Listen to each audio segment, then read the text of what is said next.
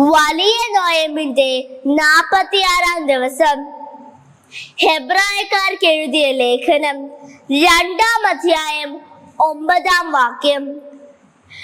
മരണത്തെ ആശ്ലേഷിക്കാനായി ദൂതന്മാരെക്കാൾ അല്പം താഴ്ത്തപ്പെട്ടവനായി ഈശോ മരണത്തിന് അധികനാവുകയും മഹത്വത്തിന്റെയും ബഹുമാനത്തിന്റെയും കിരീടം അണിഞ്ഞവനായി കാണപ്പെടുകയും ചെയ്തു.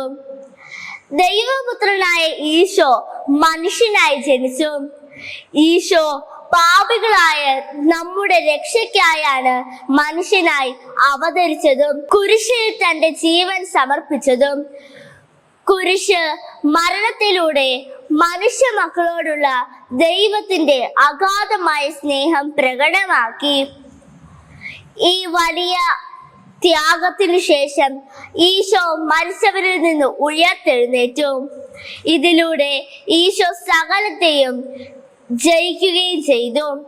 ത്യാഗത്തിന്റെ വഴികളാണ് മഹത്വത്തിലേക്കുള്ള വഴിയെന്ന് ഈശോ സ്വന്തം ജീവിതത്തിലൂടെ നമ്മെ പഠിപ്പിച്ചു. ഈ ആഴ്ചയിൽ ത്യാഗം ചെയ്യാൻ ലഭിച്ച അവസരങ്ങളെ വിനിയോഗിച്ചതിൽ 5 ഓർത്തെടുക്കാം. നഷ്ടപ്പെടുത്തിയ അവസരങ്ങൾക്ക് ഈശോയോട് മാപ്പ് ചോദിക്കുക. ഇന്ന് 2 ത്യാഗപ്രവൃത്തികൾ ചെയ്യുക. ത്യാഗപ്രവൃത്തികളിലൂടെ ഈശോയെ സ്നേഹിക്കാൻ എന്നെ പഠിപ്പിക്കണമേ എന്ന് ആവർത്തിച്ചു ചൊല്ലാം.